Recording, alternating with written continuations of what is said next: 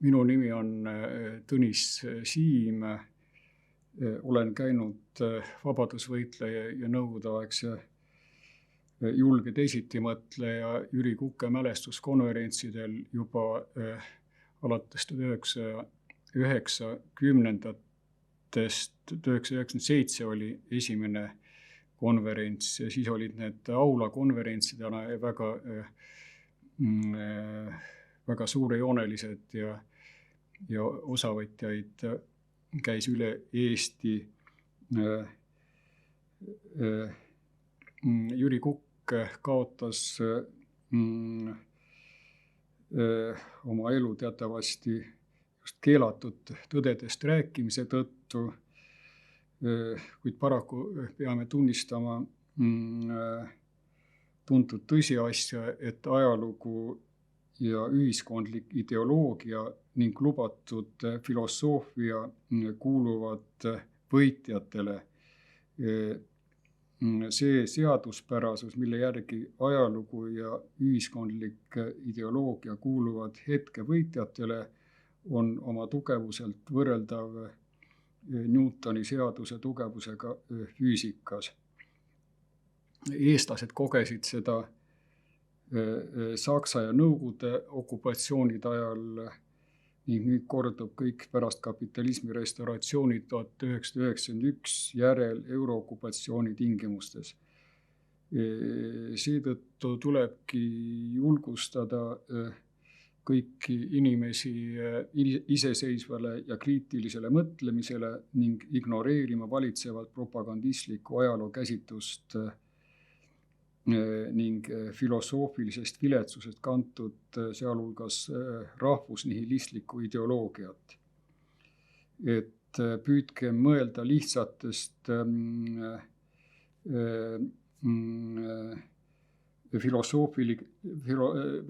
mõelda lihtsatest filosoofilistest arenguseadustest lähtudes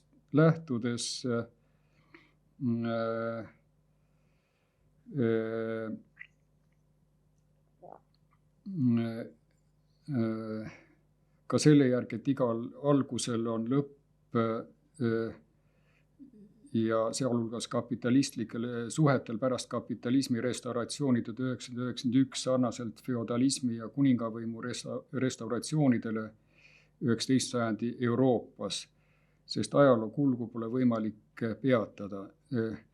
Tuleb lähtuda ühiskondlike protsesside analüüsimisel tuleb lähtuda lihtsatest filosoofilistest dialektika arenguseadustest, mida me kõik oleme õppinud. Kõige tähtsam nendest või kõige olulisem on ja universaalsem on ju seaduspärasus, kus muutused tekivad kvantiteetide üleminekul uueks kvaliteediks, kvantiteetide järkjärgulise kuhjumise tagajärjel. Ja samuti kõik teised eitamise seadus ja teised tuntud dialektika arenguseadused. Et iseseisva mõtlemise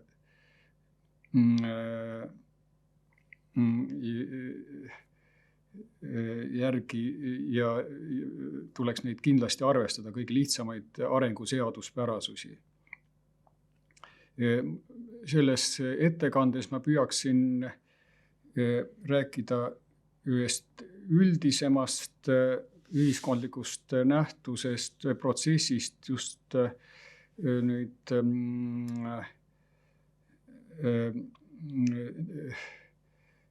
siis ühiskondlik majanduslike formatsioonide vahetumise aspektist ja eelkõige Eesti saatust kõige rohkem mõjutanud ajaloosündmustest ja nende põhjustest. Ja kõigepealt alustaksingi üldisema käsitlusega just ühiskondlik, majanduslike ja poliitiliste formatsioonide vahetumisest ja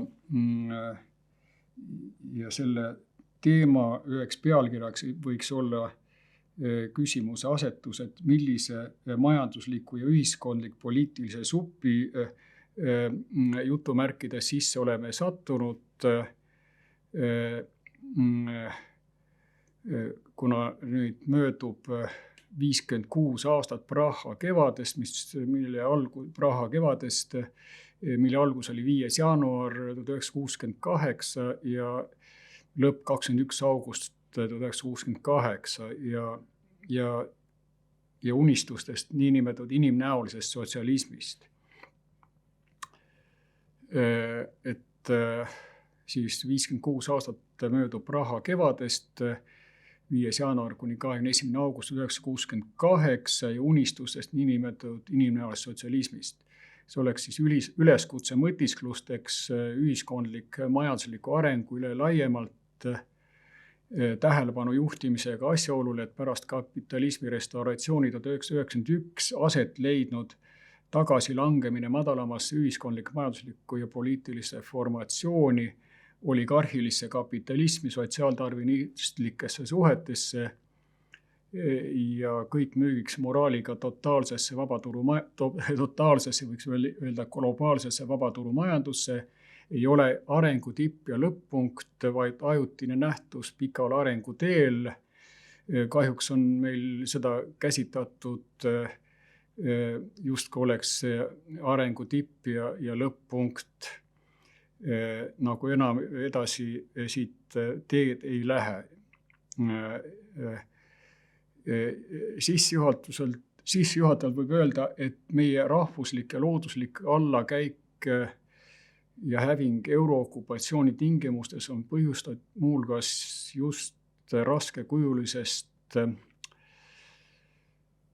väikesearvulise põlisrahva jaoks lausa letaalsete tagajärgedega filosoofilisest viletsusest, antiintellektualismist, sõnavabaduse puudumisest ja ülikõrgest hirmulevelist, seda ühiskonnast karjast väljaviskamise, karjääriredelilt allakukkumise ja töökoha kaotamise hirm pärsivad ja tühistavad iseseisva mõtlemise võime ning julguse ilma poliitiliselt prostitueerimata iseseisvalt mõelda.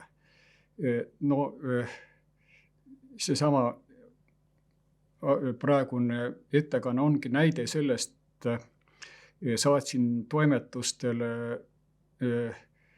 praegustes okupatsioonitingimustes ilmselt poliitiliselt mittekorrektse kirjutuse just pealkirjaga, millise majandusliku, ühiskondlik, poliitilise supi jutumärk sisse oleme sattunud 55 aastat Praha kevadest.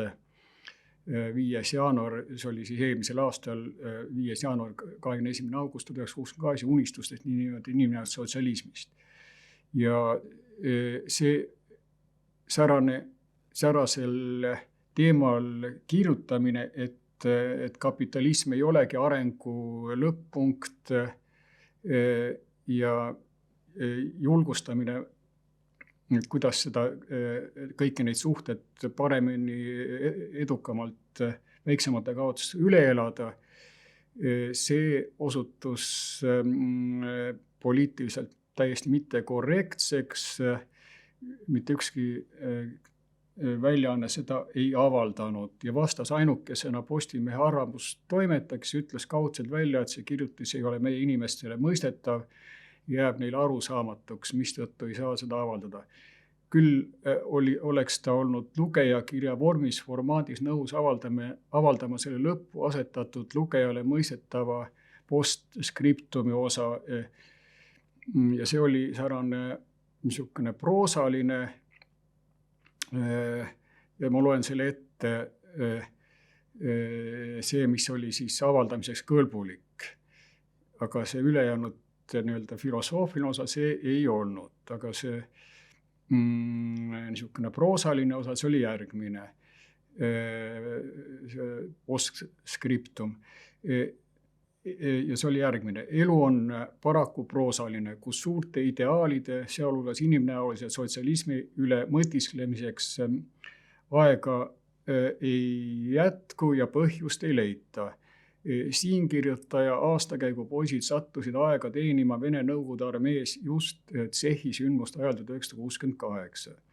Poisid, kes sattusid tankistidena Praha kesklinna, ei rääkinud hiljem esimese emotsiooni ajal paraku mitte inimnäolise sotsialismi teemal, vaid sellest, kuidas hullunud tsehhid olid neid kividega loopinud, mistõttu nad ei saanud tankidest kaugemale minna ja olid sunnitud ennast tühjendama läbi tanki alumise luugi või siis tegema seda tanki kõrval, nii et terve väljak ja park Prahas, kus nad asusid, olid väga jubedalt haisenud tankistide väljaheidete järele.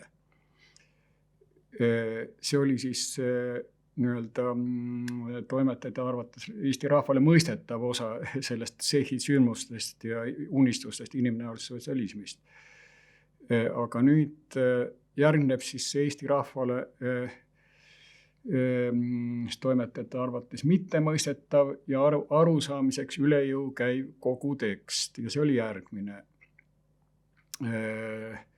Ma selle pealkirja juba lugesin, kordan veel uuesti, et millise majandusliku ja ühiskondlik-poliitilise supi sisse oleme sattunud. Küsimärk, 55 aastat Praha kevadest, 5. jaanuar kuni 21. august 1968 ja unistustest niinimetatud inimnäolisest sotsialismist. Ja siis tekst on järgmine. Praha kevade nimetuse saanud liberaliseerimisperiood Tšehhoslovakkias kestis 1968. aasta 5. jaanuarist 21. augustini ja selle lõpetas NSV Liidu sõjaväe sissetung riiki sama aasta 21. augustil. Tšehhoslovakkia kommunistliku partei keskkomitee oli 1968. aasta jaanuaris tagandanud oma esimese sekretäri Antoni Novotni. Aprillis kuulutas partei uus juhtkond eesotsas Aleksandr Tupsekiga välja ulatusliku reformide kava, algatades riigis liberaliseerimisprotsessi nii-öelda inimnäolise sotsialismi suunas. See tekitas NSV Liidu ja teiste kommunistliku ploki riikide juhtides suurt ärevust ja seda põhjusega, sest kardeti Nõukogude korra murenemist. Arenguseaduste toimimise kohaselt ei kesta aga kapitalistlik ühiskondlik majanduslik formatsioon, sealhulgas oligarhiline kapitalism koos röövkapitalistlike ja sotsiaaldarvinistlike suhete ning kõik müüks moraaliga igavesti. Nüüd järgneb siis meid puudutav osa. Kahjuks ei juhtunud pärast NSVL-i impeeriumi ühiskatla kokkuvarisemist nomenklatuuri siseste vastuolu tõttu 1991 seda, mis oleks natukenegi lunastanud vägivalda ja inimsuse vastaseid kuritegusid, mida 1917. aasta niinimetatud oktoobrirevolutsioon kaasa tõi. Sest lõpphea kõik vähemalt natuke parem lahendust pärast NSVL-i kollapsit 1991 ei tekkinud. 1968. aasta Praha kevadeaegne unistus kõrgemasse ühiskondlik majanduslikku formatsiooni, niinimetatud inimnäolist sotsialismi jõudmisest muutus pärast 1991. aasta NSVL-i kollapsit veelgi utoopilisemaks ning kättesaamatumaks unistuseks. Mitte ainult väike Eesti, vaid ka Läti, Venemaa, Ukraina ja paljud teised endised liidu vabariigid sattusid pärast NSVL-i kokkuvarisemist nii kohalike kui ka võõramaiste röövlite, tänaste oligarhide, plutokraatide, Soroste meelevalla alla. Nõude totalitarism asendus rahatotalitarismi, sotsiaaldarvinistlike suhete ja plutokraatiaga ehk rahavõimuga, mida Soroste ajupesutööstus rahvale demokraatiana, võiks öelda, mida siis ajupesutööstus muudetud massimeedia rahvale demokraatiana reklaamib ja serveerib. Suuroligarhide, plutokraatide, maffiagrupeeringute omavaheliste rivaalitsemistega, kogu läänemaailma kurnavate voluntaristlike sõdade ja kodusõdade käivitamisega Lähis-Idas, Iraagis, Afganistanis, Süürias, Palestiinas ja nii edasi, Liibüas, Ukrainas ja nii edasi poliitilise sõjalise tasakaalu kadumise tõttu pärast NSV-i impeeriumi kokkuvarisemist võitluses mõjusfääride eest. Nüüd veel kord olukorra mõistmiseks laiemalt, millise majandusliku, ühiskondlik, poliitilise supi sisse oleme sattunud pärast Nõukogude impeeriumi kokkuvarisemist 1991. Ja see on veel kord kordan, et see oleks nagu filosoofiline mõtisklus suurema arutelu ärgitamiseks eksistentsiaalse tähtsusega teemal, et kuhu me oleme sattunud, millise ühiskondlik poliitilise supi sisse oleme sattunud pärast NSV-i impeeriumi kokkuvarisemist 1991 nomenklatuurisiseste vastuolu teiste põhjusest tagajärjel, et see teema ei tohiks olla, sellist arutluse teema ei tohiks olla tabuteema, vaid see peaks olema ikkagi ka lausa ühiskonnateadlaste ja filosoofide arutelu teemaks.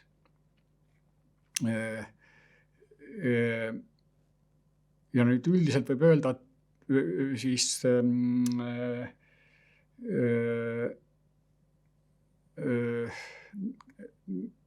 nii et võime nentida, et elame praegu siiski mitte demokraatia, vaid plutokraatia ehk rahavõimu ja oligarhilise kapitalismi ajastul. Oleme sellesse sattunud. Läänemaailma valitsejate, USA, Euroopa suuroligarhide domineeriva mafia grupeeringu, kogu võimukeskuste, kogu ideoloogide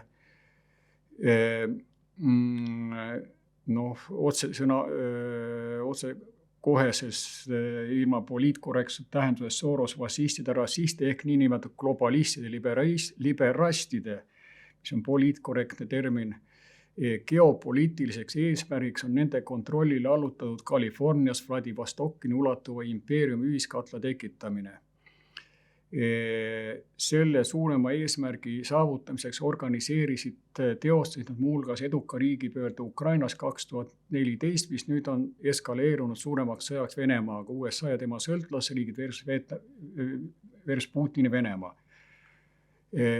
Kuid arenguseaduste toimimise kohaselt ei kesta ka kapitalistlik, ühiskondlik, majanduslik formatsioon, sealhulgas oligarhiline kapitalism koos röövkapitalistlike ja sotsiaaldarvinistlike suhetega ning kõik müügiks moraaliga igavesti.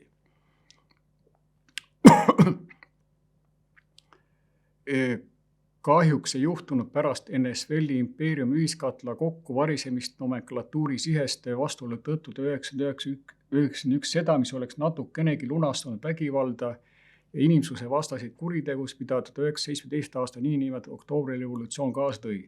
Sest nagu varem sai öeldud, lõpp hea kõik, vähemalt natuke parem lahendus pärast NSV-i kollapsit 1991 ei tekkinud.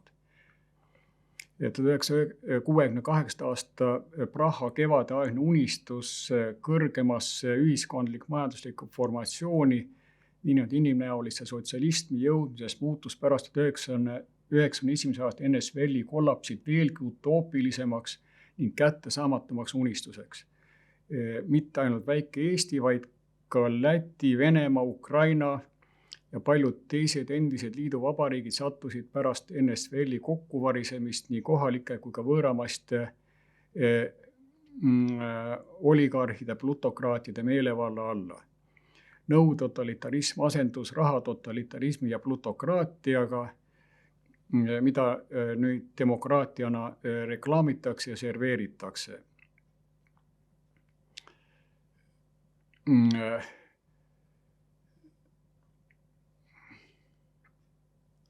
Võiks veel öelda, et kuna nüüd olukorra mõistmiseks, millise ühiskondlik poliitilise jutumärkide supi sisse oleme sattunud 56 aastat pärast Praha kevadet, tollaseid suuri unistusi inimnäost sotsialismist ei tohiks unustada, et NSV-i kokkuvarisemist 1991 kaoses ei toimunud üleminekut nõutotalitaristlust sotsialismist kõrgemasse ühiskondlikku majanduslikku formatsiooni inimnäolist sotsialismi, rääkimata ideaalkommunismist jutumärkides taevariigist maa peal ja ekspluateerimisvabast ühiskonnast, vaid leidis aset järsk tagasilangemine, kukkumine madalamatesse formatsioonidesse, algkapitalismi, kapitalismi, röövkapitalistliku staadiumi, varakapitalismi, oligarhilisse kapitalismi, sotsiaaldarvinistlikesse suhetesse, kollektivismi asendumisele individualismi ja suletud ühiskonnaga. Äärmiselt kihistunud suurte sotsiaalmajanduslike vahedega ja vastuoludega, klassi ja konkurentsi ühiskonda ning individualismi kultusega ühiskonda. Ja tagasilangemise suurtest inertsijõududest tingituna toimus tagasilangemine kohati ning osaliselt veelgi madalamastesse ühiskondlik-majanduslike formatsioonidesse, feodalismi ning orjanduslikke suhetesse nende halvimates vormides. Nii et saad sa selle välja lõigata nüüd, mis ma seal... Ja.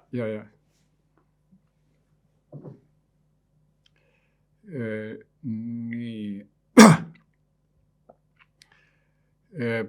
Praktika, mis on teatavasti tõe kriteeriumiks, praktika ja ajalugu on näidanud, et areng, sealhulgas ühiskondlik areng, ei toimu sageli lineaarselt, sirgjooneliselt madalamalt kõrgemale, vaid siksakkide kujuliselt rohkete tagasilangustega. Tagasilanguste ajal leiavad aset kõikvõimalikud eksessid ja entroopia hüppeline tõus. Võivad hävida lisaks materiaalsetele, looduslikele ja kultuurilistele väärtustele ka unikaalsed väikerahvad, ka vaimsed ja moraalsed väärtused, tekkida kultuurikatkestus. Tagasilanguste ja kultuurikatkestuste aeg nõuab kogu rahvalt ning tema juhtidelt suuri jõupingutusi raskete aegade võimalikult väiksemate kaotuste hulgaga üleelamiseks. Rahvajuhid peaksid vastupanu vaimu üleval hoidmisega igapäevaselt tegelema sarnaselt jalgpalli- ja hokitreeneritele, kes innustavad oma hoolealuseid raskeid minuteid vähemuses või kaotusseisus mängides stoiliselt ning kannatlikult üle elama, pideva tähelepanu juhtimisega just strateegile, taktikale, kuidas millisel viisil raskest olukorrast ikkagi võitjana vähemalt kõige väiksemate kaotuste hinnaga välja tulla. See kehtib nii Eesti, Läti, Venemaa ja veel mitme kunagise NSV liiduvabariigi ning endise nn sotsialismimaa kohta. Pole kahtlust, et inimkonna kauaaegne suur unistus, inimnäoline sotsialism ühiskondlik majandusliku arengu tagajärjel kunagi ka tekib.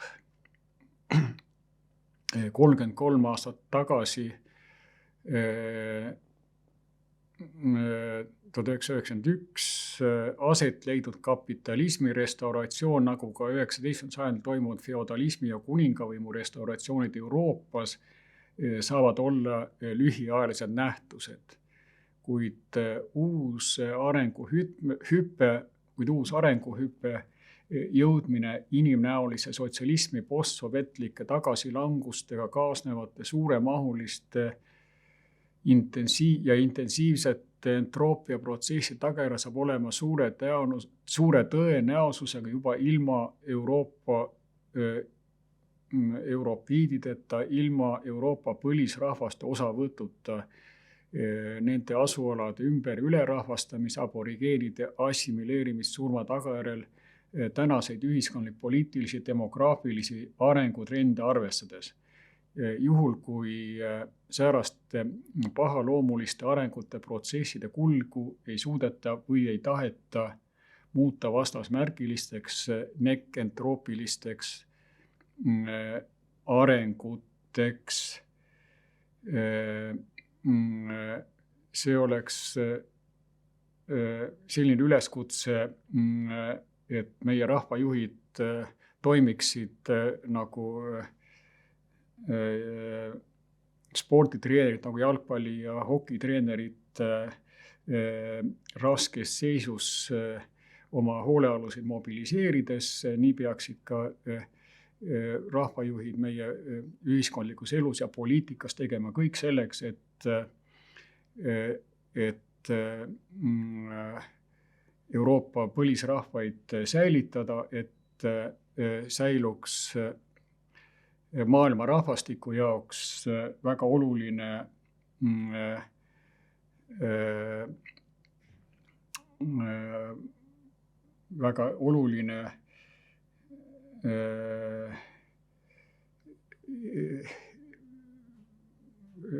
elurikkuse säilitamine,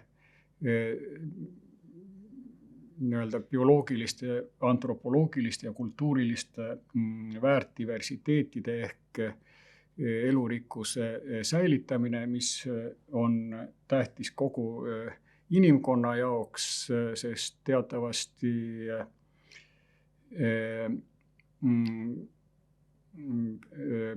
bioloogilised, antropoloogilised ja ka kultuurilised väärtdiversiteedid mitte ainult ei kaunista maailma rahvastikku, vaid ka lisavad talle täiendavat kreatiivsust ja elujõudu liigi enneaegse väljasuremise vältimiseks. See oleks siis kõik siis sellel teemal, millise majandusliku, ühiskondliku, poliitilise supi sisse oleme sattunud 56 aastat pärast Praha kevadet 68.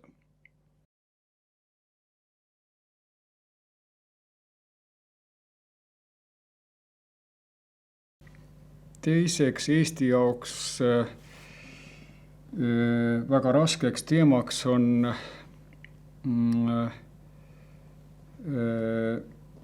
Eesti saatuse kujunemine Teise maailmasõja käigus ja pärast seda ja see teatavasti teine maailmasõda, eelkõige ka niinimetatud teine vabadussõda Eesti jaoks ehk kaitselahingud, mis algasid 2. veebruaril 1944 Narva jõe ääres, et need kahjuks lõppesid Eestile väga raskete tagajärgedega ja me peaksime lähtuma siin ajalooprofessor Sulev Vahtre, tema ühest lemmik tõdemusest, et ajalugu on hea õpetaja, aga tal on sageli väga halvad õpilased. Et kõigist nendest rasketest sündmustest tuleb teha mingisuguseid järeldusi, mille järgi edasi minna ja teha ja muuta ja nendest õppust võtta. Ja teema oleks siiski järgmine, et meenutagem 23. august 1939 Molotov-Ribbentropi pakti kõrval ka MRP kõrval ka Eesti jaoks veelgi raskemate tagajärgedega jutumärkides MRP 2 sõlmimist 82 aastat tagasi 7. ja 12. märtsil 1942 siis Churchilli ja Roosevelti poolt.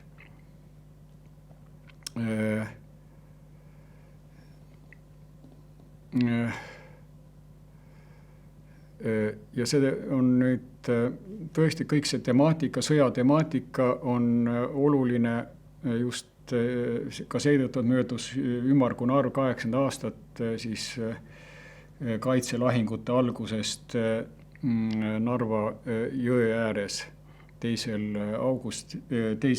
veebruaril 1944. 23. augustil meenutatakse Tallinnas Hirve pargi miitingul arvatavasti jällegi ja mujal Eestis Hitleri, Saksamaa ja Stalini Venemaa vahelist kokkulepet 23. augustil 1939 sõlmitud MRP-d. Käesoleva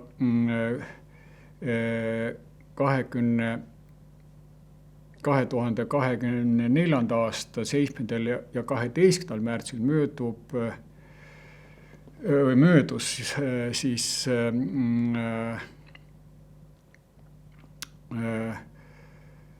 82 aastat Churchilli ja Roosevelti poolt Balti riikide Stalini Venemaa koosseisu jätmise otsusest, seda võiks siis tinglikult nimetada MRP2 jutumärkides. Kui 23. augusti 1939 sõlmitud Hitleri-Stalini MRP ja selle lisaprotokollid, mille järgi Balti riigid jäeti NSVL-i koosseisu, on nüüd avalikustatud, hukka mõistetud ja kuuluvad ametliku ajaloo põhikuuluse juurde, siis 7. ja 12. märtsil 1942 Churchilli ja Roosevelti poolt tehtud otsus jutumärkides MRP2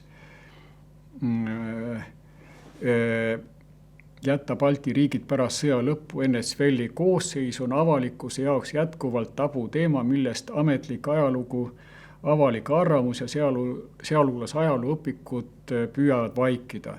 Seda vaatamata asjaolule, et 1939. aasta Hitleri-Stalini MRP, siis tinglikult MRP1 tagajärjel olid Balti riigid okupeeritud ainult circa 1 aasta ja 3 kuud. 17. juunist 1940 kuni september 1941 Eesti puhul. Churchilli ja Roosevelti märtsis 1942 tehtud otsuste tagajärjel aga circa 47 aastat septembrist 1944 kuni 20. augusti 1991 NSVL-i kokkuvarisemiseni. Eesti ajaloo mõistmiseks ja sise- ning välispoliitika adekvaatseks kujundamiseks on Churchill ja Roosevelti märtsis 1942 tehtud otsuse MRP2 jutumärkides Balti riikide NSVL-i koosseisu jätmise kohta laiaulatusliku avalikustamine, eluliselt tähtis ettevõtmine Eesti rahvusliku püsimajäämise tagamiseks, kuna suurriikide sarnane üksnes nende huvidest lähtuv enesekehtestamise reaalpoliitika ja käitumine pole tänaseni muutunud. Ja nüüd siis möödus 82 aastat Churchilli ja Roosevelti otsusest jätta Balti riigid NSVL-i koosseisu. Ajalugu kuulub teatavasti võitjatele. Käesoleva aasta 2024 7. ja 12. märtsil möödus 82 aastat Churchilli ja Roosevelti poolt Balti riikide Stalini Venemaa koosseisu jätmise otsusest MRP2 jutumärkides 23. augustil 2024 möödub 37 aastat Tiit Madissoni korraldatud Hirvepargi miitingust 23. augustil 1987, tollal väga radikaalse 1939 sõlmitud Hitleri-Stalini MRP lisaprotokollide avalikustamise ning tühistamise nõuetega. Tiit Madisson ja üldsus ei teadnud tollal, et alates septembrist 1944 olid Balti riigid okupeeritud juba Churchilli ja Roosevelti 7. ja 12. märtsil 1942 tehtud kokkulepete alusel, millest nad ei teavitanud Balti riikide saadikuid läänes, muutes seeläbi eestlaste 1944. aasta kaitselahingud, teise vabadussõja tinglikult Saksa vägede koosseisus ennast ja teisi hävitavaks mõttetuks verevalamiseks, rahvuslikuks katastroofiks 1944, millest pole üle saadud tänaseni ega ei saada enam mitte kunagi.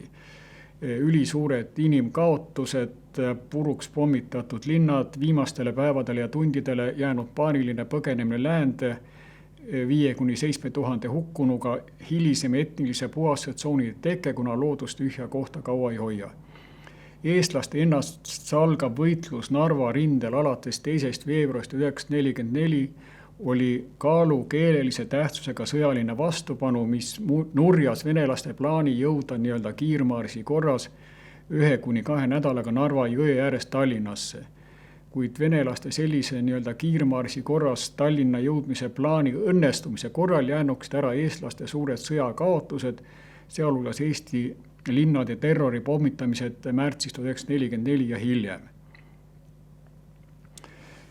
Juhul, kui Jüri Uluots ja teised tollased autoriteetsed rahvajuhid, rahvuslastest poliitikad, ühiskonnategelased, arvamusliidrid, kirjanikud ja kunstnikud, muusikud olnuksid teadlikud asjaolustest, et liitlasriikide juhid on eestlaste 1944. aasta kaitsesõja Saksa vägede koosseisus selle saatuse juba märtsis 1942 ära otsustanud Stalini Venemaa kasuks ja nad oleksid hoopiski kutsunud üles Eesti mehi boikoteerima ja ignoreerima sakslaste mobilisatsioonikäske. Rahvuslaste sellise käitumise korral jäänuksid tõepoolest ära Eesti rahvuslik katastroof 1944, ülisuured inimkaotused ja Eesti linnade terrori pommitamised märtsis 1944. Veel kord, Churchilli ja Roosevelti märtsis 1942 tehtud otsuste MRP2 jutumärkides järgi olid Balti riigid okupeeritud circa 47 aastat, septembrist 1944 kuni NSV-li kokkuvarisemiseni 20. augustil 1991. Kui 23. augustil 1939 sõlmitud Hitleri, Stalini MRP ja selle lisaprotokollid, mille järgi Balti riigid jäeti NSV-li koosseisu, on nüüd juba ammu avalikustatud, hukka mõistetud ja kuuluvad ametliku ajaloo põhikursi juurde 7. 12. märtsil 1942 Churchilli ja Roosevelti poolt tehtud otsus jätta Balti riigid pärast sõja lõppu NSV-li koosseisu on avalikkuse jaoks jätkuvalt tabuteema. Seda vaatamata asjaolule, et 1939 aasta Hitleri MRP tagajärjel Balti riigid okupeeritud ainult circa 1 aasta ja 3 kuud. 17. juunist 1940 kuni septembrini 1941 Eesti puhul. Ja Churchilli Roosevelti märtsis 1942 tehtud otsuse järgi circa 47 aastat. Septembrist 1944 kuni 20. augustini 1991. Kuna 23. augustil 1939 sõlmitud MRP kehtivuse aeg oli suhteliselt lühike, 1 aasta ja 10 kuud.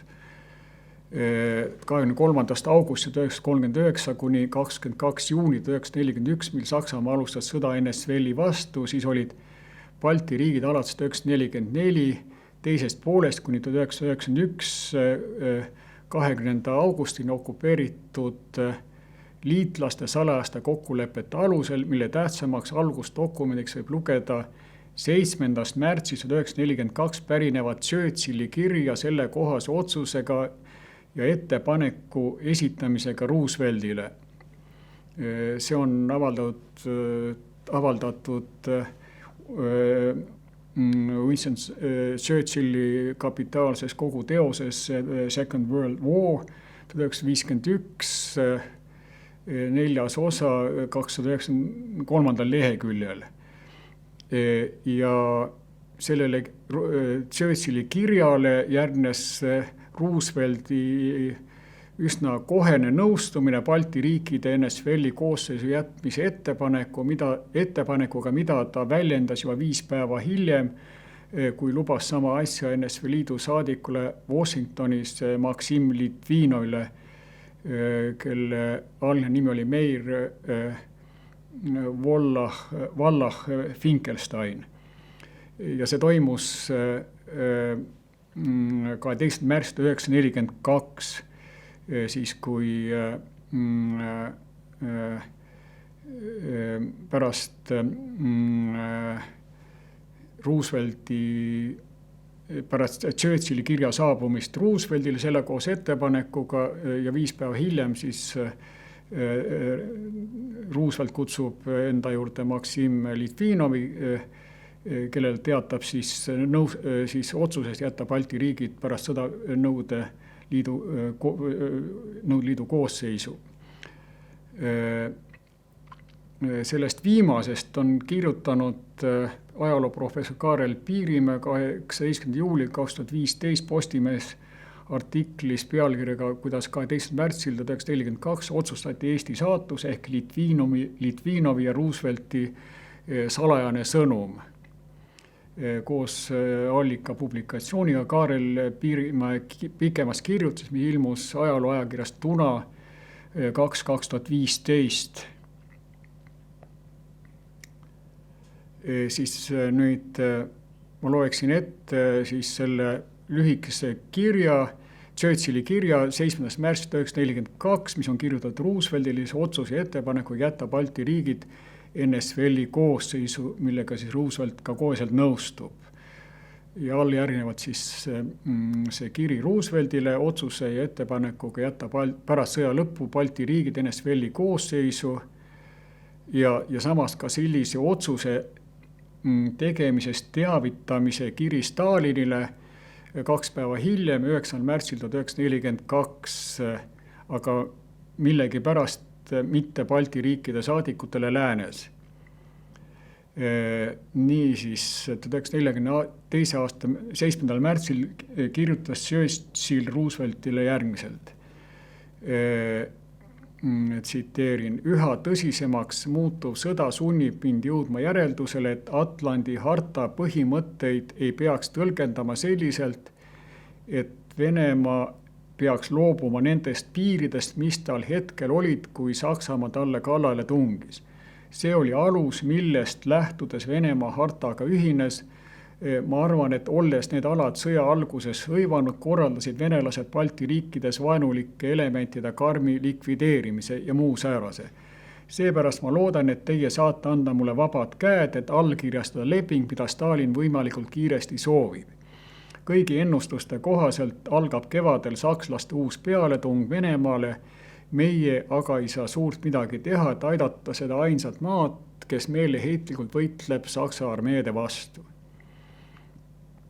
Punkt. Ja nüüd teine kiri siis Stalinile selle kohta, et ta säärase ettepaneku on teinud Rooseveltile ja see teine kiri Stalinile on 2 päeva hiljem, 9. märtsil 1942 teatas Churchill Stalini oma kirjast Rooseveltile ja valmidusest tulla vastu piiride küsimuses. Nüüd ma tsiteerin Jelena Zubkovat, ja tema raamatut Baltimaad ja Kreml, kus kiri on avaldatud eesti keeles.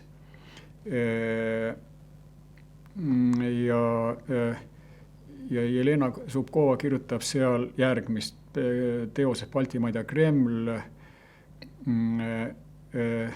tsitaat: 2 päeva hiljem, 9. märtsil 1942 teatas Churchill Stalinile oma kirjast Rooseveltile ja valmidusest tulla vastu piiride küsimuses. Seega võttis Briti peaminister Balti riikide suhtes tekkinud status quo tunnustamist teatava kompensatsioonina Nõukogude Liidule sõjaliste pingutuste ja ohvrite eest.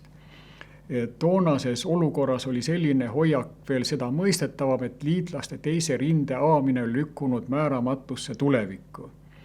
See oli tsitaat Jelena Zubkova, Baltimaad ja Kreml 1940-1953, Tallinn 2009. Ja nüüd siis allajärgnevalt või nüüd siis Churchilli 7. märtsil 1942 saadetud kiri Rooseveltile ettepaneku ja otsusega jätta Balti riigid NSVL-i koosseisu,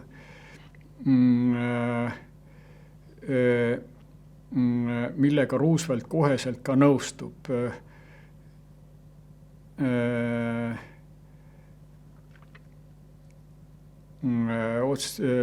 Koos nõud Balti riikide, siin üks oluline moment, et Balti riikide loovutamise otsust siis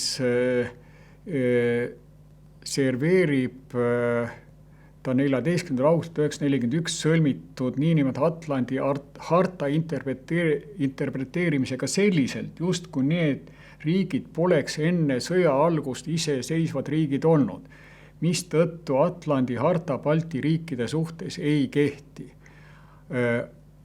Atlandi hartas deklareerisid liitlasriikide juhid Churchill ja Roosevelt järgmist.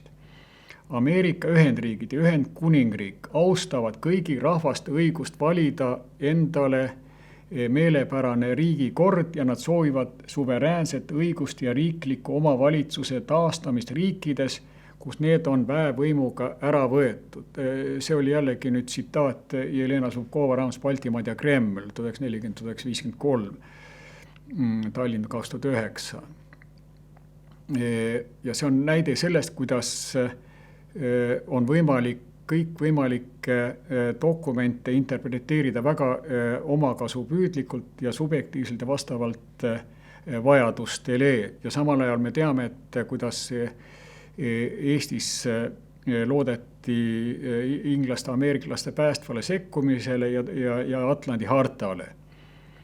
Aga mis tegelikkuses interpreteeriti seda hoopiski teistmoodi, et Atlandi harta Balti riikide kohta ei kehti, kuna need polnud iseseisvad riigid, kui Atlandi harta sõlmiti. Siis veel nüüd järgnevalt siis Churchilli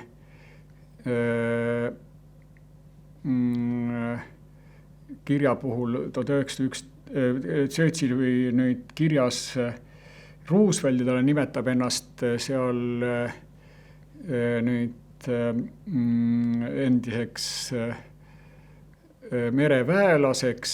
Kui te seda loete, siis see on eriline inglaslik nali ja põhineb sellele, et Churchill oli 1911–1915 esimese maailmasõja alguses Ühendkuningriigi sõjalaevastiku minister. Ja mistõttu ta nimetab ennast selles kirjas, omamehelikus stiilis kirjas Rooseveltile ennast siis talle oma see erilise huumorimeelega endiseks mereväelaseks. Ja minu selles ettekande, selles kirjalikus osas on see 3 keeles see kiri ettepaneku jätta Balti riigid NSVL-i koosseisu siis 3 keeles, inglise originaalkeeles, eesti keeles ja ka vene keeles. Ja kusjuures ma ei hakka siin ette lugema nüüd enam inglise keeles ja ka vene keeles, aga kõik need annavad paremini erinevates keeltes lugedes, on paremini võimalik mõista ja seda stiili.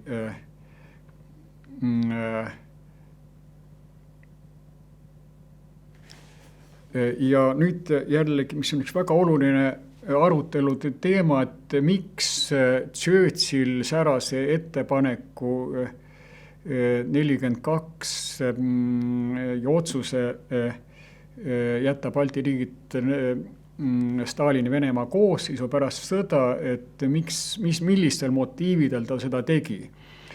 Ja nüüd siis peamised motiivid ja eesmärgid, mis ajendasid Churchilli Balti riikide NSVL-i koosseisu jätmise otsust kui väikest kingitust Stalinile märtsis 1942 tegema. Esiteks, esimene motiiv, Balti riikide märtsis 1942 aasta loovutamise otsuse tegemise esmaseks liikuma panevaks jõuks oli Churchilli vallanud tänutunne koos Inglismaa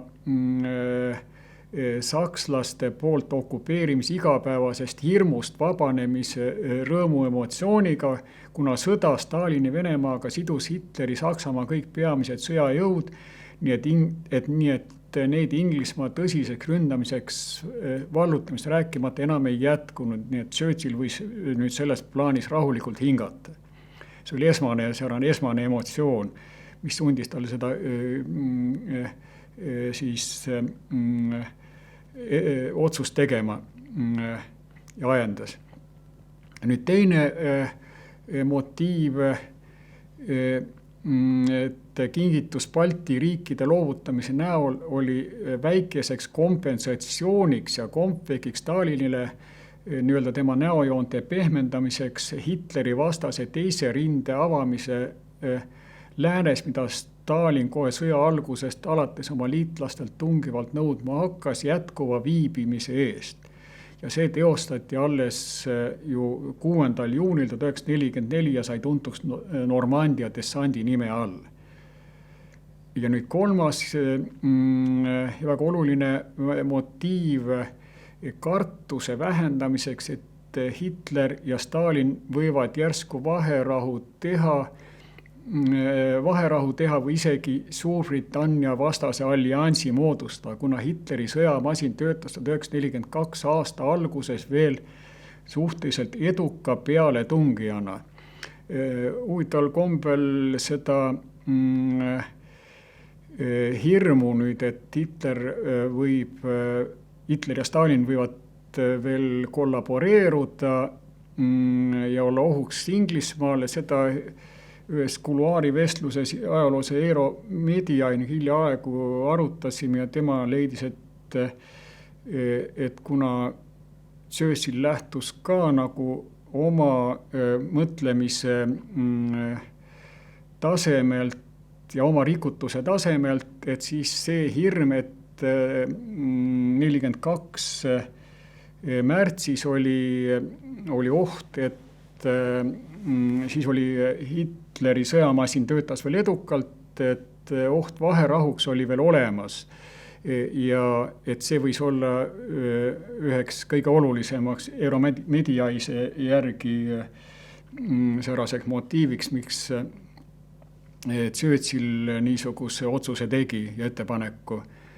Ja neljandaks motiiviks Balti riikide ohverdamine Churchilli poolt tema liitlasele Stalinile selles poliitilises ja sõjalises malemängus üheks eesmärgiks oli hoida häid suhteid Staliniga Suurbritannia koloniaalimpeeriumi, kus selle hiilgeaegadel päike kunagi ei loojunud, säilitamiseks endisel kujul. Kuid milline lootus just tänu NSVL-i pärast sõda alanud aktiivsele dekoloniseerimise poliitikale kolooniaid omavate lääneriikide suhtes osutus täiesti ebaadekvaatseks lootuseks ja panuseks. Ja sellest on vähe räägitud, aga tõepoolest Churchill elas veel oma mõtetes suure UK impeeriumi säilitamise lootuses tollel ajal. Ja Balti riigid kui mingisugused väikesed tühised nii-öelda putukad olid tema jaoks täiesti mitte arvestatavad selles suures poliitilises malemängus. Ja nüüd üks väga oluline teema Eesti saatuse kujundamisel, see on teema või pealkiri oleks, et Eesti ülisuurte sõjakaotuste peamised põhjused Churchill Roosevelti 7.12. märtsil 1942 tehtud otsus MRP2 jutumärkis tagajärjel. Esiteks, ja see on kõige olulisem, et põhjus, et sõjaeelse Eesti Vabariigi kaitse ettevalmistus oli ainult militaarne, üles ehitatud ainult võiduka 1918-20 vabadussõja võidukaks kordamiseks. Ja seda ennekõike sisepoliitiliste eesmärkide rahva konsolideerimise saavutamiseks, kus puudus vähimalgi määral plaan B ettevalmistus mitte sõjaliseks vastupanuks ja rahvuslikke huve esiplaanile seadvaks kollaboratsiooniks erinevate okupatsioonide tingimustes. Ohustatud inimest õigeaegseks viimiseks eksiili juhtumiks olukorraks, kus sõjaline kaitse kas ebaõnnestub või jääb see täiesti ära, nii nagu see 1940. aasta esimesel poolel juhtus. Seetõttu adekvaatse kaitseplaani puudumisest tingituna jätkati ka Saksa okupatsiooni ajal suurte liialdustega üksnes sõjalise vastupanuga võiduka vabaduse võidukat kordamist ennast ohverdavate sõjakangelastegudega Hitleri Saksamaa sõjajõudude koosseisus. Ja nüüd teine moment, jäädi oma propagandistliku ajaloo käsitluse lõksu või vangi, kus võitu 1918–20 vabadussõjas peeti Eesti sõjameeste vaprusest ja sõjamasina üleolekust tulenevaks paratamatuseks, mis kordub alati ja liitlaste ennekõike Inglismaa laevastiku viibimist Tallinna lahes eestlaste toetamiseks nende iseseisvussõjas, mis samuti kordub ka hiljem. Kuigi tegelikult oli Eesti iseseisvumine 1918–20 filosoofiliste juhuslikkus paratamatuskategooriate järgi juhuslik, kuna esiteks Venemaa impeerium ei lagunenud tollal, vaid isegi tugevnes NSV-i tekkimise näol. Paratamatu oli Eesti vabanemine NSV-i impeeriumi lagunemise tagajärjel 1991 ja teiseks niinimetatud liitlast USA ja Suurbritannia ei olnud üldsegi huvitatud Eesti ja Läti iseseisvumisest, vaid hoopiski Venemaa impeeriumi säilitamist nendele vastuvõetaval kujul, mis aga ei õnnestunud ja veel lisaks tollel ajal, miks toodi Inglise laevastik Balti merre, oli ka veel see, et ühest küljest, et kaitsta siis Venemaa nii-öelda valgeid, aga tollastel Inglismaa juhtidel oli hirm, et Saksamaa ees, kuna nad pidas Saksamaad oma kõige suuremaks vaenlaseks, et Saksamaa võib teha siis liituda, ühineda Venemaaga, ükskõik millisega, ja seda nad pidasid Inglismaale kõige ohtlikumaks, nii nagu ka seda Churchilli hirm siis 1942, kui ta tegi ettepaneku jätta Balti riigid Venemaa koosseisu, Stalini Venemaa koosseisu. Ja kuid selle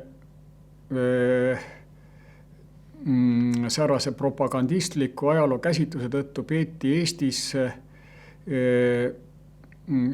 suurest ja pimedast usust lääne liitlaste päästvasse sekkumisse loodi müüt, mis alati kordub ja sellest ei suudetud loobuda ja kui Saksa okupatsiooniaegsetes ajalehtedes 1942–1944 ilmunud teateid USA ja Inglismaa juhtide poolt Balti riikide Stalini Venemaa koosseisu jätmise otsuse kohta peeti Saksa propagandaks ega võetud neid teateid tõsiselt, kuna usk lääneliitlaste päästvasse sekkumisse oli saanud just propagandistliku ajaloo käsitluse tõttu kriitikavabaks ja sügavalt kinnistunud tõeks pidamiseks nii-öelda kollektiivseks luuluks, nagu see on sama uskumus valitsevaks ja sügavalt kinnistunud luuluks ka eestlaste praeguses ühiskondlikus teadvuses. 1904. aasta märtsi alguses ei usutud ja võetud tõsiselt ka Vene poolel sõdinud eestlastest politrukkide poolt läbi võimendite idakaldalt lääne kaldale suunatud ähvardusi a la, et kui te Eesti poisid järgi ei jäta, siis pommitame Narva ja teised linnad maatasa. Eesti sõjamehed lääne kaldal vastasid neile idakaldalt tulnud ähvardustele vastu ähvarduste ja räige sõimuga, ka automaadivalangutega idakalda suunas. Kuna sõjaeelne Eesti kaitse ettevalmistusi üles ehitatud ainult militaarsena võiduka 1918–20 vabadussõja võidukaks kordamiseks, kus puudus vähimgi plaan B mitte sõjaliseks vastupanuks ja rahva ellujäämise tagamiseks ning ratsionaalseks käitumiseks sõjalise vastupanu ebaõnnestumise korral, millest ka rahvuslik katastroof 1940, 45, 53. Siia võiks veel lisada, et olen isiklikult sõjameestega sellel teemal rääkinud ja kohanud sõjamehi, kes isiklikult olid seal jõe ääres, kuulnud seda sõimu või seda üleskutseid ja ähvardusi, et pommitame, et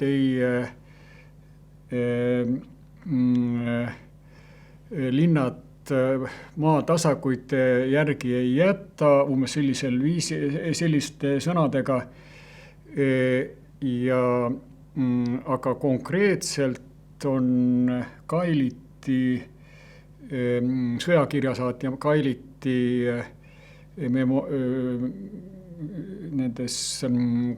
selles kogumikus küll ainult, et nagu oleks ähvardused olnud, et pommitame Narva linna maatasa ja mida nad ka tegid.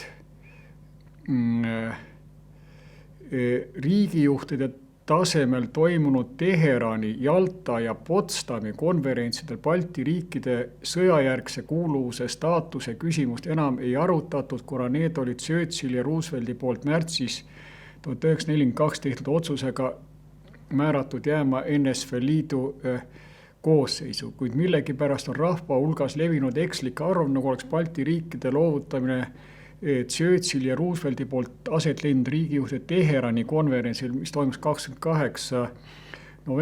novembris kuni 1. detsembri 1943.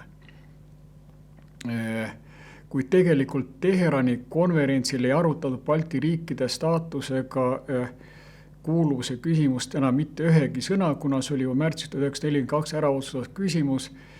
Teherani konverentsi viimasel päeval 1. detsembril 1943 enne riigijuhtide ärasõitu vestlesid Stalin ja Roosevelt sõbraliku eravestluse korras Balti riikide teemal ainult selle üle, kuidas Balti riikide loovutamise ja Poola idast läände nihutamise otsust serveerida avalikkusele nii, et see ei vähendaks Roosevelti populaarsusreitingut USA-s, kuna Rooseveltil seisid ees presidendivalimised, kus ta kandideeris 4. korda, mille ta ka järjekordselt võitis.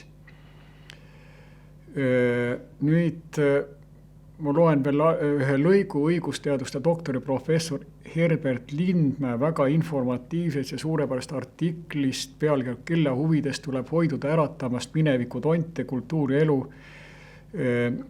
number 1 2012 lehekülg 10, kus ainukeseks ebatäpsuseks on Teherani konverentsi 28. november 1943 kuni 1. detsember 1943 Balti riikide Stalini loovutamise ajaks ja kohaks pidamine, kuna Herbert Lindmäe ei teadnud seda varasemat ajalugu. Nüüd Herbert Lindmäe kirjutab, jaanuarikuu 1944 asusid Punaarmee Leningradi, Volhovi ja teise Balti rindeväed Leningradi ja Novgorodi all pealetungile ning murdsid läbi Saksa kaitseliinid. Nii jõudsid punaväed 1. veebruariks Narva jõeni ja olid Eesti väravatel. Kuna Eestit ähvardas Punaarmee sissetung, kuulutas Eesti oma valitsus 30. jaanuaril 1944 välja aastatel 1904 kuni 1923 sündinud meeste üldmobilisatsiooni. Eesti Vabariigi peaminister presidendi kohustes professor Jüri Uluots õiguspärastas üldmobilisatsiooni ja kutsus Eesti rahvuslike ringkondade toetusel Eesti mehi relvile. Mobilisatsioon tõi kokku 38 kuni 43 000 meest. Need mehed tuli kaitsma oma isamaad, mitte aga võitlema Suur-Saksamaa eest. Eesti rahva hulgas valitses sellel valdavalt arusaam, et tuleb iga hinna eest võidelda uue Vene okupatsiooni vastu. Nii pidasid eestlased Eesti kaitselahingutes oma teist vabadussõda. Kui sakslaste jaoks oli sõda kaotanud juba oma mõtte, võitlesid Eesti sõjamehed ikka veel lootuses, et suudetakse tõkestada uut okupatsiooni, hoida rinnet ja vastu pidada seni, kuni täidetakse Atlandi hartas talletatud pühalik lubadus anda tagasi vabadus riikidele, kes selle teise maailmasõjas olid kaotanud. Ei teadnud Eesti mehed, et lääneliitlased olid 1943. aasta lõpul Teheranis peetud konverentsil veel enne, kui idavaenlane Narva alla jõudis ning Eesti vabadusvõitlejad Eesti jaoks oma Verduni lahingutes Sinimägedes ja mujal Punaarmee vastu meeleheitlikku võitlust pidasid, tunnistanud olid lääneliitlased tunnistanud NSV Liidu sõjaeelseid piiri ja okupeeritud Eesti Venemaa hõlma jätnud. Seetõttu oleks rumal arvata, et Eesti kingiti Stalinile sellepärast, et Eesti sõdurid oma isamaa kaitsmisel võitlesid nii vihaselt lääneriikide idaliitlaste vastu. Ei uskunud Eesti sõjamees Sõelo sakslaste ajalehe juttu, et lääneriikide lubadused Eesti iseseisvuse taastamise kohta on valelikud. Kui idarinne murenes ja sakslased asusid oma vägesid Eestist välja tõmbama, ei suutnud Eesti väeosad takistada Punaarmee sissetungi ja kaitsta 18. septembrit 1944 taastatud Eesti Vabariiki, kus pea- ja siseministriks oli Otto Tief. Praktika on tõe kriteeriumis. Praktikas selgus, et Eesti kaitseväge valmistati 1920–40 ette võitlusteks erinevate okupatsioonide koosseisus.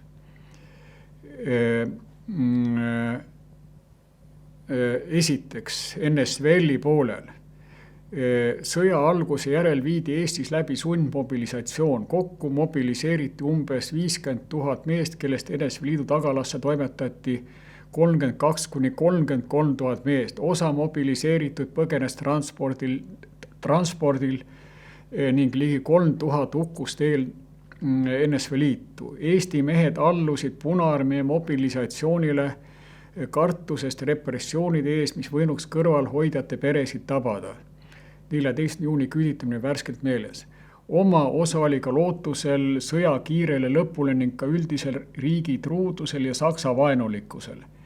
Eestlaste traditsiooniline Saksa viha ei olnud esimese Nõukogude aastaga veel kuhugi kadunud. Osa mobiliseeritust rakendati kohe teenistusse Lääne-Eestis, saartel Valgamaal ja Hangos. 10 000 meest põgenes peagi koju tagasi. Viimaks veeti 35 000 meest Nõukogude tagalasse, ent mitte üksustesse formeerimiseks, vaid tööpataljonides orjatöö tegemiseks. Nälja, kurnatuse ja haigus tõttu hukkus mõttetult 7000–12 000 parimas eas Eesti meest. Mitmed võtsid orjalaagrist ette meeleheitlikke põgenemiskatseid ning vähestel, nagu näiteks Kristjan Palusalul, see läbi suurte vintsutustega õnnestus. See oli tsitaat siis Wikipedia Nõukogude mobilisatsioon Eestis 1941. Ja nüüd teiseks siis Hitleri Saksamaa vägede koosseisus. Saksa relvajõudude abi või tööteenistusse mobiliseeriti Eestis 4 korral 24 veebruar ja 26 oktoober 1943 ning 30. jaanuar ja 2. august 1944. Saksa väest käis kokku läbi umbes 70 000 eestlast, sealhulgas umbes 20 000 vabatahtlikku ja ligi 50 000 mobiliseeritud, sündinud 1904–27. See oli Eesti entsüklopeedias see tsitaat. Sellega lõpetaksin nüüd selle Eesti traagilise osa 1944 katastroofi põhjuste üle arutluse ja rõhutaksin veel seda ikka selle propagandistliku ajaloo käsitluse rasket mõju, kuidas siingi nüüd ju, kuidas sõjaeelses Eestis ei puudus vähimgi ettevalmistus siis mitte sõjaliseks vastupanuks ja milline ebaadekvaatne usk liitlaste päästvasse sekkumisse ja Atlandi hartasse, mida siis Churchill tõlgendas kui Balti riikidele mitte kohalduvat, kuna see käsitles ainult siis enne sõja algust, enne sõja algamist iseseisvad riiki, aga Balti riigid olid juba okupeeritud ja Atlandi harta järelikult neid Atlandi harta põhimõtted ja lubadused neid ei puudutanud.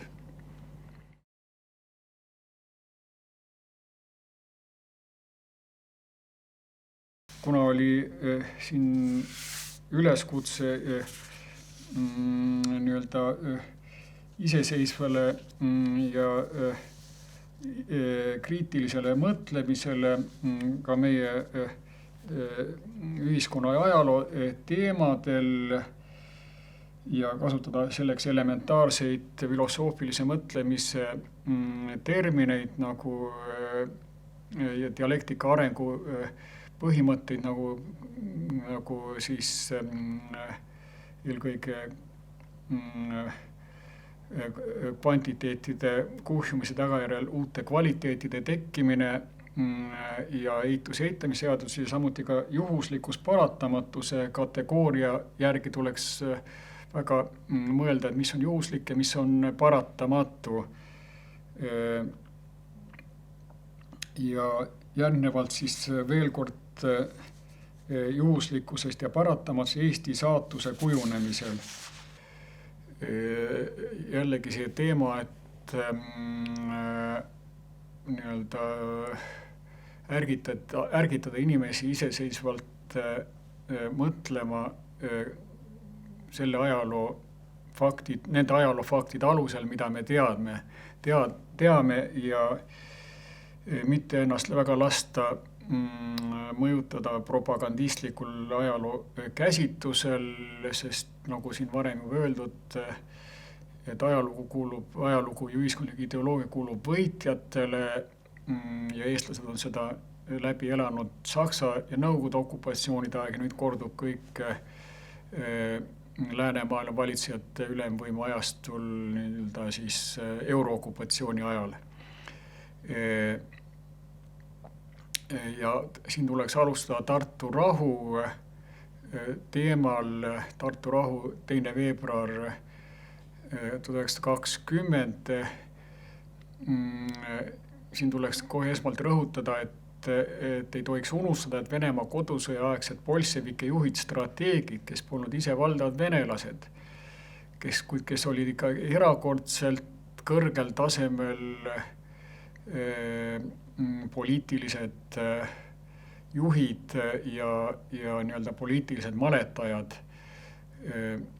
pidasid Tartu rahu sõlmimist 2. veebruaril 1992 Eesti ja Läti loovutamist 1920 ajutiseks ja taktikaliseks järeleandmiseks. See oli nende jaoks ikka puhtalt poliitiline male ja ikkagi nii-öelda mäng. Ja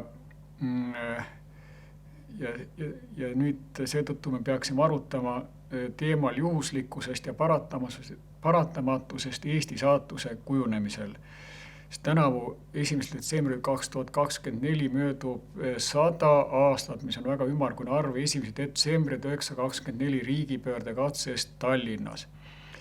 Ja tuleb rõhutada, et selle ebaõnnestumine oli just selle juhuslikkus paratamatus kategooriate alusel juhuslik, kuna pärast Lenini surma 21. jaanuaril 1924 oli käivitunud võimuvõitlus Stalini ja Trotski rühmituste vahel, kui riigipöörde katse oleks toimunud mõned aastad hiljem, kui Stalin saavutas juba võimu täiuse, poleks Eestil mingit pääsemise võimalust olnud. Ja nüüd Eesti jaoks ja üldse väikerahvaste ja väikeriikide jaoks kõige olulisemast nende saatust määravast tegurist, see on demograafiline jõutegur, demograafilise jõuteguri otsustavast tähtsusest. Ajalooline tõde laiemalt. Juhuslikkus, paratamatus filosoofiliste kategooriate järgi oli võit 1918–20 vabadussõjas ja Eesti iseseisvumine 1920 juhuslik, kuna Vene impeerium tollal ei lagunenud, vaid teisenes ja isegi tugevnes NSVL-i tekkimise järel. Seevastu Eesti ajutine iseseisvumine 1991 kahjuks jäi see väga lühiajaliseks ning piiratuks, oli paratamatu, kuna NSVL-i impeerium lagunes. Eesti oleks jäänud Venemaa koosseisu 1991 Venemaa impeeriumi lagunemise järel ainult sel juhul, kui demograafiline jõutegur oleks olnud totaalselt eestlaste kahjuks. Veel kord, Eesti ajutine iseseisvumine 1991 oli paratamatu, kuna NSVL-i impeerium lagunes. Eesti iseseisvumine 1920, mis oli juhuslik, sai võimalikuks veel mitme juhuse kokkulangemise läbi tõttu, mida peaks ka arvestama, millega peaks arvestama. Venemaa kodusõja aegsed bolševike juhid, strateegid pidasid Tartu rahulepingu sõlmimist 2. veebruaril 1921 Eesti ja Läti loovutamist 1920 ajutiseks, taktikaliseks järeleandmiseks. Nende tollaseks suuremaks strateegiliseks ja suuremate unistuste eesmärgiks oli niinimetatud maailmarevolutsiooni käivitamine ja sotsialistliku riigipöörde korraldamine Euroopas, ennekõike Saksamaal. Punaarmee looja ja juhi Trotski, Leib Bronstein 1939–1940 unistuste rikkusid ära aga poolakad, kes nurjasid Trotski jõudmise oma vägedega läbi Poola Saksamaale revolutsiooni läbi viima.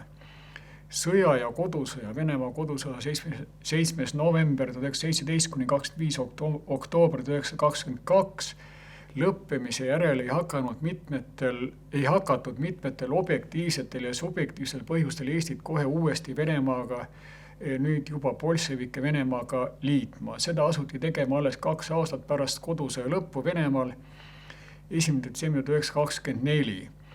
Võimu haaramine, riigipöörde korraldamine detsembris 1924 ebaõnnestus aga hoopiski pigem subjektiivsetel põhjustel ja jällegi juhuslikkuse faktori tõttu, kuna pärast Lenini surma 21.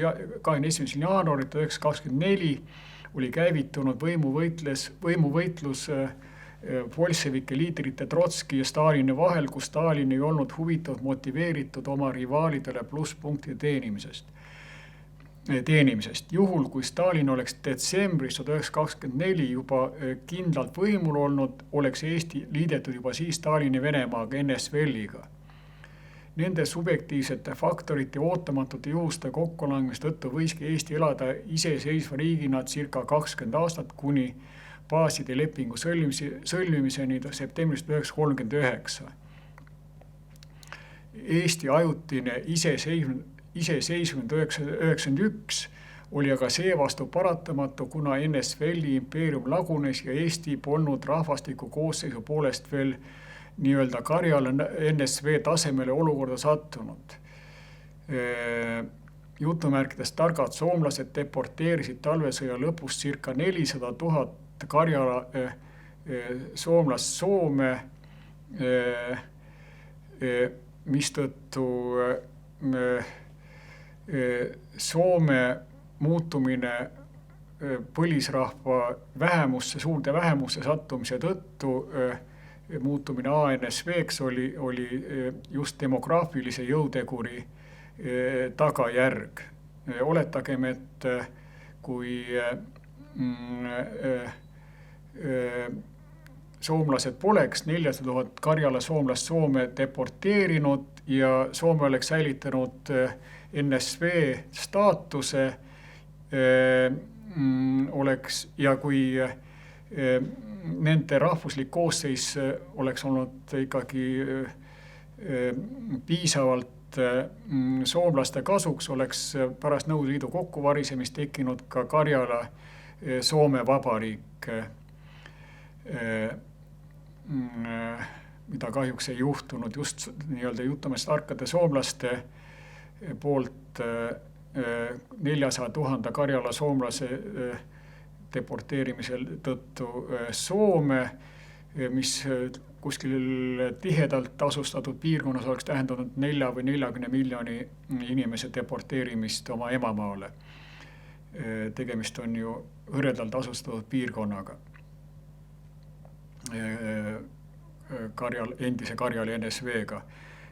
Juhul, kui NSV-li kokkuvarisemine oleks 15 või 20 või 30 aastat hiljem toimunud ja NSV ümber ning ülerahvastamine tollaste kolonistidega samas tempos jätkunud, poleks inimõiguste ajastul omaselt, kus rahvaste saatus otsustab, määrab ära demograafiline jõutegur. Eesti mitte mingil juhul iseseisvunud, juhul kui põlisrahva osakaal oleks langenud ka Eestis 30–35% tasemele. Järeldus. Rahvusliku ellujäämise seisukohalt on olulisim kaitsepoliitika mittesõjaline osa võimekuse rahvuslikke huve esiplaanile seadva rahvussäästva kollaboratsiooni ja aborigeenide asualade ümber ning ülerahvastamise, aborigeenide assimileerimissurma ärahoidmine, kaitsepoliitika mittesõjalise osa arendamise esiplaanile seadmine erinevate okupatsioonide tingimustes.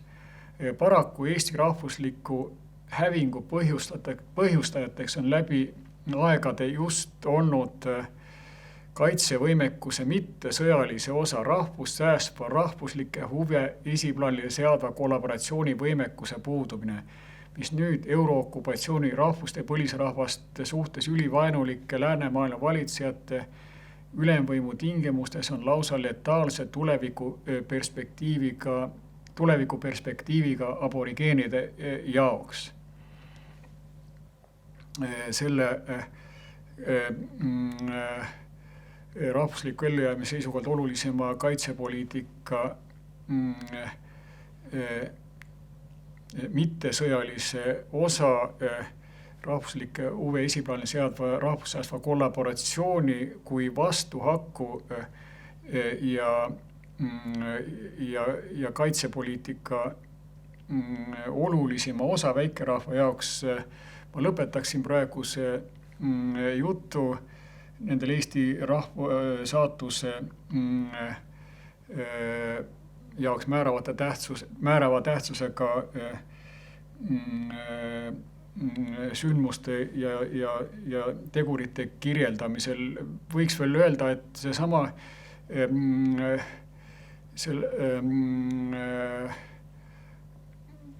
kaitsepoliitika mittesõjaline osa oli Jüri Kuke mälestuskonverentsil 1998 põhiteemaks, tollal oli pealkirjaks kollaboratsioon ja vastuhakk oli selle Jüri Kuke mälestuskonverentsi põhiteema ja seal esines kirjandusteadlane Peeter Olesk just nagu seda teemat avava pikema ettekandega ja kõik need järgnevad arusaamised ongi tulnud tollest 1998 aasta konverentsi ja Peeter Oleski ettekandest kollaboratsioon ja vastuhakk teemal, kus jõudsime järeldusele, et väikerahva jaoks on rahvussäästev rahvuslikke huve esiplaanile seadev kollaboratsioon kui vastupanuvõitluse ja rahvusliku ellujäämise jaoks kõige tähtsam